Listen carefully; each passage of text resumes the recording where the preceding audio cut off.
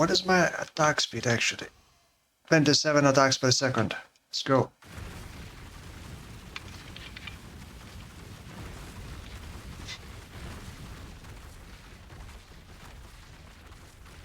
Nice.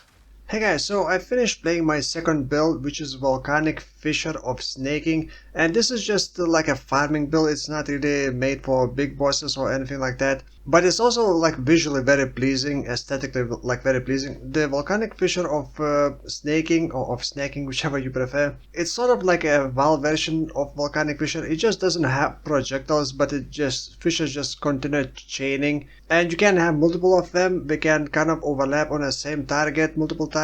So while the damage is not the greatest for this, but it works like really well, and actually my damage felt even better than I expected. But in the end, it's not really made for like big bosses. Of course you can make it into big bosses, but this is just like my version. And also this is like a slam skill, so I'm sure that many people will dislike it just because it's a slam skill, but it's also kind of like very chill experience, and you don't need to work right as much because it hits multiple times over duration and it chases down enemies. So in general it's just pleasant to play, and it's kind of simple build. It has like one more expensive item, Defiance of Destiny. This is like a crutch almost. When you don't have defenses and you can't figure out what, you just put on Defiance of Destiny and boom, now you're a bit tankier. But you're still not tank against big hits. And like the weapon that I bought was like, I believe 1 divine, and this is almost 1.1 thousand DPS weapon for like 1 divine, because it's not a pure physical, it's not pure elemental. You kind of want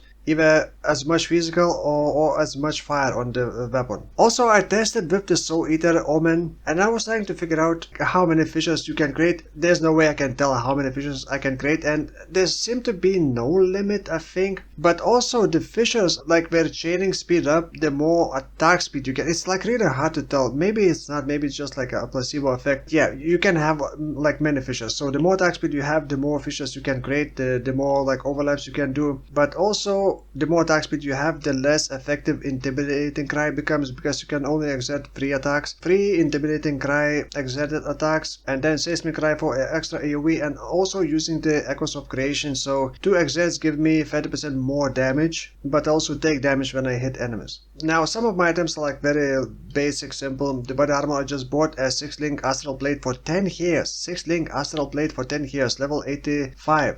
This is non-crit build using the Resolute technique. I think crit build would be a bit too difficult to scale, but you could definitely do it. Also, this is trying to do like a stun build with the Concussive Force passive node. It hits stuns as though dealing 50% more melee fire damage. Melee fire damage. So this is like a pure fire damage, and I'm trying to do like a semi-stun using Rootless as well, which isn't...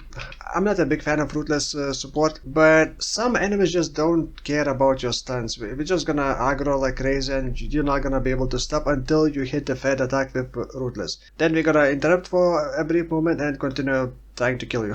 So yeah, I'm not sure if going for stuns is even worth it, but it does help with the clear speed, and when you stun enemies, well, they pretty much don't attack you. So it helps builds that don't have very good defenses. Once you start juicing up maps and empowering with the wisps, obviously some raids and some bosses can be scary, and yeah, I die from time to time, but in general, farming felt like great. So I'm gonna go over my items.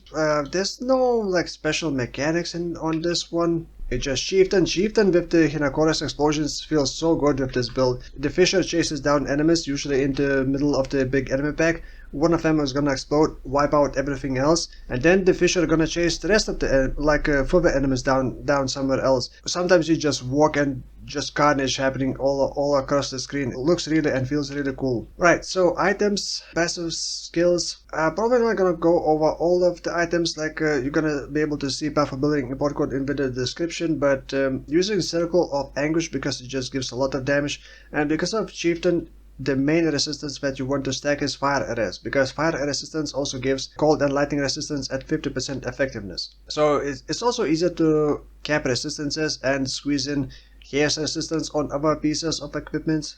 So I do have a bit of Chaos Res, Amethyst Ring, the belt, Also using the Dawnstrider boots, kind of find it hard to not use those boots. I'm already so used to using them, and I am using Vaal Ancestral Warchief. This does give a lot of damage, and the buff lingers for 4 seconds is also very nice. I am using Tincture, but I was experimenting with Tincture, and I'm not sure if I would actually want to go with Tincture in the end, but having like Culling Strike, extra like fire penetration, and like a small fake inspired landing effect or mini headhunter effect is also kind of nice, but it's not really needed. I don't even use cluster jewels, but I do use one jewel that gives me 4 melee hits to fortify. It also gives a bit of penetration and cover enemies in ash. Now the jewel like that could be a bit expensive, like 3 plus Defiance depending on the market, but you can also just go with Primalist instead of the Warden. The good thing about Warden is this one while leveling is amazing. You get so much movement speed, resistances as well, and even life if you really need. But right now I'm using this to get extra life because 5.5k life is pretty low, and without this it would be way too low, so I just have empty socket in my gloves. But you could change the passive skill tree a bit. You could reach life nodes here, and there's another jewel socket empty here. Maybe drop some of the passive nodes around the stun, because like I said, stun is probably not really worth going for. I am going for the Axis. I decided to go Axis mainly for this Axe Mastery. This Axe Mastery is just great. Enemies killed by your hits are destroyed, so no after death mechanics pretty much, which is one of the most annoying parts of the game. You also get Intimidate for free, so you don't need Intimidate on hit gloves. You also get a bit more attack speed, which is also kind of needed. I don't have Leech anywhere else except my gloves, so I don't have very good recovery. I do have some regen, what is this, 700 life regen, because I took these regeneration nodes, including the recovery mastery. Like I said, this is like a general mapping build, so I was doing mostly incursions and expeditions. Against expeditions you really need this one. Monsters cannot block your attacks, but the monsters with shields, they still don't take damage if you hit them towards the shield.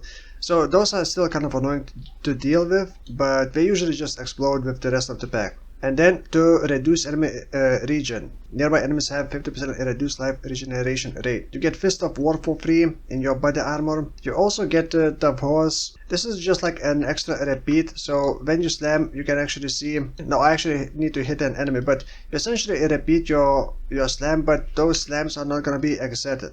So we don't do as much damage, but we still add some damage. So my main setup is Volcanic Fissure of Snaking linked to life tap. I don't want to deal with mana, and I don't have mana pretty much. Elemental damage with attacks, pulverize, and awaken fire penetration to apply exposure. Intimidating cry in the helmet, also flammability, life tap. Pretty much everything has to be life tap because I don't have much mana left.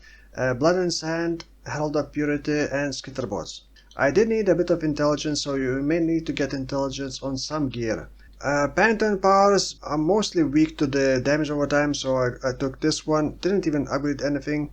This one because I don't have ailment immunity or shock immunity, so this just helps a bit reduce the spiky damage. The Granite Flask is on auto and Quicksilver on auto, and this also helps generate charges for these adjacent flasks. Because of this Warden's this thing. I don't have the last node, so I would probably take that, and I would get per empty flask slot. I guess it's not empty, so I probably wouldn't take that. So I'm not sure what else I would take. This is also not that great. I would probably not even go with the Warden. I would probably go with some charms. Charms are great. Anyway, that kind of covers it. There's not much else to say about this. I was stuck planning builds for like 3 or is it 4th day, I don't even know, but eventually I decided what build I will be doing next. I haven't started, but I will be doing a Void Sphere of Rending. This is the Void Sphere that does not have a cooldown, but you can still only have one. Yeah, I'm gonna try to do Occultist. We'll see how that goes. It's probably not gonna be that great. I'm gonna be using some interesting tech for this build, so stay tuned for the next build, I guess. So yeah, that's it for now. Thank you for watching, and I will see you in the next one. Bye bye.